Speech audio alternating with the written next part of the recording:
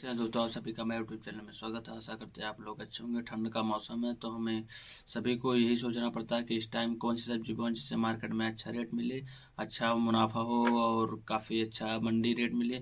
तो आइए हम क्या रहता है कि इस टाइम धनिया, पालक या सोया मेथी और हल्दी भी खुदाई हो जाती है, आलू की खुदाई, आलू की खुदाई हो जाती। तो इस समय क्या रहता है कि खेत खाली हो जाते, तो हम लोग के पास कोई समझ में नहीं आता कि जनवरी के महीने में हम किस किस चीज़ की बुआई करें। तो आइए हम आप के लिए लेकर एक नई वीडियो आए हैं। आज हम आपसे बात करेंगे करेले के बारे में। अगर आप हमारे चैनल पर नए हो तो हमारे चैनल को सब्सक्राइब कर लीजिए ताकि और बेल आइकन जरूर दबा लीजिए ताकि नई वीडियो जैसे ही आए आप तक तुरंत पहुंच जाए।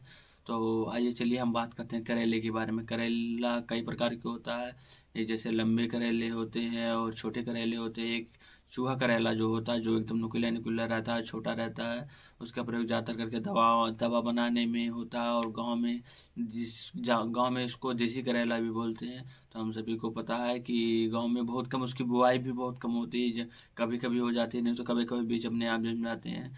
तो ज़्यादातर करके क्या रहता है कि आज के ज़माने में सब लोगों को कम जगह में, थोड़ी जगह में ज़्यादा प्रोडक्शन, ज़्यादा फल चाहिए, चाहे वो करेला हो, भिंडी है, तुरई हो या कुछ भी, मिर्चा हो, परवल हो, कुछ भी है। तो हमें कम जगह में ज़्यादा से ज़्यादा चाहिए, इसीलिए अब नई नई कंपनियां हाइब्रिड की आ चुकी हैं, जैसे एडवांटा की, बायर की है और मंसरी, ऐसी बहुत सी बीज आ चुके हैं जो हाइब्रिड है और काफ़ी अच्छे, कम जगह में काफ़ी अच्छा रिजल्ट रहता है और काफ़ी अच्छे ज़्यादा फल भी देता है। अगर हम जनवरी के महीने में करेले की बुआई कर रहे हैं तो लगभग हमारा फल लास्ट फरवरी और लास्ट मार्च तक आराम से फल देना चालू हो जाएगा, जिससे क्या रहता है हमें मार्केट में अच्छा रेट मिलता है। क्योंकि उत्तर प्रदेश में आप सभी को पता है कि फरवरी से लेकर लास्ट मई या जून तक शादियों का सीज़न चलता है। तो शादियों के सीज़न में हर हमेशा क्या रहता है कि सब्जियों के रेट आसमान छुए रहते हैं और मार्केट में आपको अगर आपका अगेती करेला है तो मार्केट में काफ़ी अच्छा रेट मिलता है।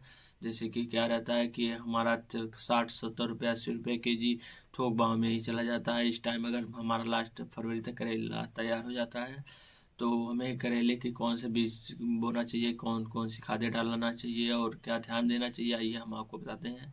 सबसे पहले क्या है कि हमें खेत तैयार करने के लिए हमें पहले सबसे ज़्यादा देसी खाद का प्रयोग करना चाहिए। कच्ची गोबर कभी नहीं डालना चाहिए, सड़ी हुई गोबर जो 2-3 महीने या 4 महीने सड़ी हुई हो, ताकि उसमें नमी की मात्रा ना रहे, नहीं तो हमारे खेत में दीमक लगना स्टार्ट हो जाएंगे। तो इससे हमें काफ़ी समस्या आएंगे, हमारे पौधे काट देंगे तो हमें काफ़ी ज़्यादा नुकसान भी हो सकता है। इसीलिए हमेशा सड़ी हुई अच्छी खाद डालिए, देसी खाद डालिए और रासायनिक उर्वरक में जैसे रहता है DAP डालिए, यूरिया डालिए, पोटाश डालिए और मैग्नीशियम, ये सब डाल के खेत को अच्छे से बना लेना चाहिए। और दूसरा क्या रहता है कि हम लोग क्या करते हैं कि करेले के बीज लाते हैं। कुछ किसान ऐसे रहते हैं कि डायरेक्ट करेले की बीज बनाए, खेत बनाए, अच्छे से तैयार कर लिया, उसके बाद नाली खींचे करेले की बुआई कर देते हैं। लेकिन हमें ऐसा कभी नहीं करना चाहिए, इससे हमें काफ़ी ज़्यादा नुकसान कभी कभी उठाना पड़ जाता है। ठंड का मौसम काफ़ी ज़्यादा है, इसीलिए हमें नर्सरी में करेले की बुआई करना चाहिए। ये देखिए आप सभी लोग, इसमें क्या रहता है कि आप कोकोपीट ऑनलाइन मंगा सकते हैं या देसी खाद कोकोपीट दोनों मिक्स करके आप ऑनलाइन मंगा के इसमें आराम से बुआई कर सकते हैं। इसमें बुआई से क्या रहता है कि अगर हम बीज ला रहे हैं, अगर हम 100 बीज ला रहे हैं तो 100 में से 100% तो बीज कभी नहीं जर्मिनेट होते हैं, 80%, 90% होता है। कोई कंपनी, कोई भी पैकिंग की आप कंपनी देख लीजिए, पीछे कभी नहीं लिखा रहेगा 100% जर्मिनेट बीज। 70 से 80% बीज जर्मिनेट होते हैं। इसीलिए हम इसमें अगर बुआई कर रहे हैं तो हमें पता लग जाएगा कि हमारा कितना पौधा बुआई के लिए है तैयार, कितना नहीं है।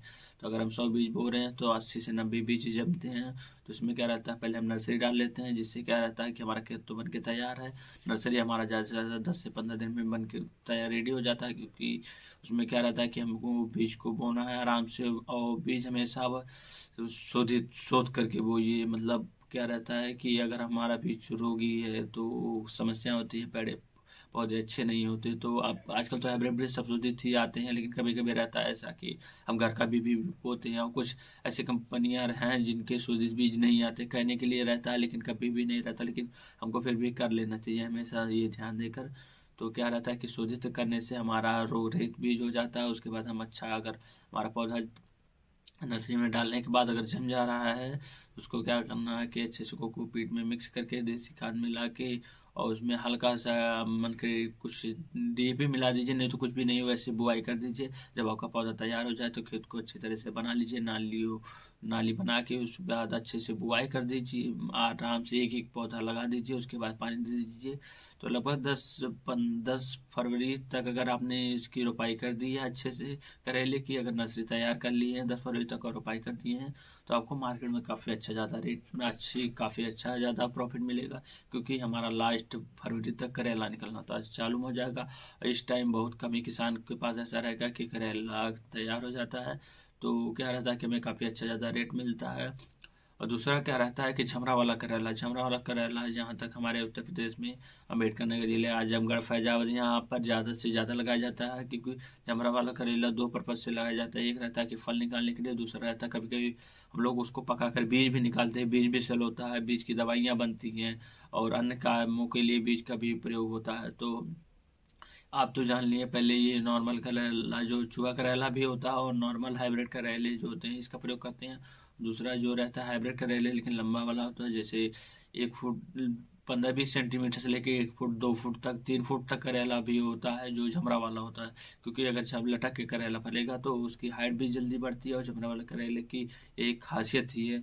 तो क्या रहता है कि हम लोग गेहूं का खेत जब तक खाली हो जाता है, गेहूं की कटाई के बाद हम लोग अप्रैल से मई, लास्ट मई तक हम खेत को अच्छे से तैयार करके क्या रहता है कि पहले हम उसमें अच्छे से देसी खाद डाल के, उसके बाद डीएपी डाल के, पोटाश डाल के, सब कुछ डाल के, नाइट्रोजन डाल के अच्छे से खेत को तैयार कर लेंगे। उसके बाद सेम उसमें क्या रहता है कि हम सेम अगर ऐसे ही कर रहे हैं नर्सरी डाल के हम करेले की बुआई कर रहे हैं तो अगर रोपाई कर रहे हैं तो काफ़ी अच्छा है। लेकिन गर्मी का मौसम रहता है, अगर आप बीज बो भी रहे हैं तो ज़्यादा से ज़्यादा 5 से 6 दिन में वो जर्मिनेट आसानी से हो जाता है। उस टाइम क्या रहता है, और दूसरी बात क्या रहता है कि अगर हम जमरा वाला लगा रहे हैं तो हम लोग मेड़बंदी करके लगाते हैं, नॉर्मल ऐसे नाली खींच के मिट्टी ऊपर से चढ़ाते नहीं है।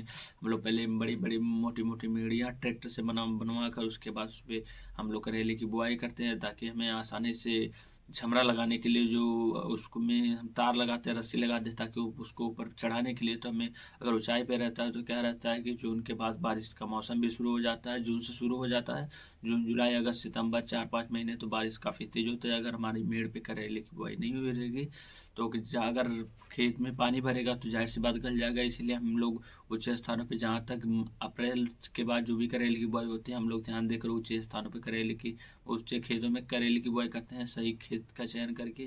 तो इससे क्या रहता है कि अगर हमारा पानी बरसात होता है, पानी भरता भी है, तो हम जल निकास की व्यवस्था किए रहते हैं, जिससे हम पंप सेट से या मोटर से या समरसिबल से किसी से भी आसानी से पानी निकाल देते हैं, ताकि हमारा करेला पीला ना पड़े, हमें लॉस ना हो। और क्या रहता है कि उस टाइम बरसात का मौसम रहता है तो लोगों को ज़्यादातर करके तला भुना हुआ ज़्यादा पसंद रहता है, लेकिन वैसे भी हम आसानी से सब कुछ खा सकते हैं, जैसे भिंडी, करेला है, सरपुतिया, खीरा, काकर, सब उस टाइम रहता है। सब्जियों में बहुत सारी सब्जियां ऑप्शन रहते हैं मई जून तक, लास्ट तक। तो क्या रहता है कि हम लोग करेलों को बहुत कम ही पसंद करते हैं और मार्केट रेट भी कम हो जाता है। उस टाइम बरसात के मौसम में ज़्यादा फल देने लगते हैं सारी सब्जियाँ, तो मार्केट रेट कम हो जाता है। इसीलिए हम लोग लंबा वाला करेला जो रहता है बहुत कम ही लोग उसको सेल करते हैं, जिसको समस्या रहती है या उसके खेत में पानी भरने का शंका रहता है, इसीलिए वो वही करेला सेल करता है। नहीं तो यहाँ पर क्या रहता है, मेटखाना में खास करके करेले को पकाकर हम लोग बीज निकाल के उसके बाद बीज सेल कर देते हैं। जबकि करेला उस टाइम क्या रहता है 10 रुपये 15 रुपये या 20 रुपये केजी जाता है, लेकिन अगर हम बीज सेल करें तो 100-200, और अगर अच्छा मार्केट है तो 400-500 रुपये केजी बीज सिर्फ चला जाता है। तो इससे क्या रहता है, हमें क्या रहता है कि जितने की हम लागत लगाए उसका 10 गुना 15 गुना कभी कभी मिल जाता है। और कभी कभी जब मार्केट रेट कम रहता है तो हमें लॉस तो कभी नहीं होता करेले की खेती में, लेकिन ऐसा रहता है कि प्रॉफिट कभी कभी ज़्यादा अच्छा मिल जाता है, कभी कभी कम मिल जाता है। तो हमेशा हमें ध्यान देकर करेले की बुआई करनी चाहिए, जैसे हम जनवरी के महीने में भी कर रहे हैं। उसके बाद अगर हमारा करेला मार्च अप्रैल तक थोड़ा पुराना हो जाए, अच्छा फल ना दे, तो हमें तुरंत फिर जून में नर्सरी डाल के लास्ट जून या जुलाई तक भी हम करेले के आराम से फिर से नर्सरी डाल सकते हैं। दोस्तों, अगर हमारी वीडियो आपको पसंद आए तो ज़्यादा से ज़्यादा लाइक करो, कमेंट करें और शेयर करें, और कमेंट करके बताइए आपको वीडियो कैसी लगी। अगर वीडियो पसंद आई हो तो ज़रूर कमेंट करें। मिलते हैं आपसे अगले वीडियो में। आज के लिए धन्यवाद दोस्तों।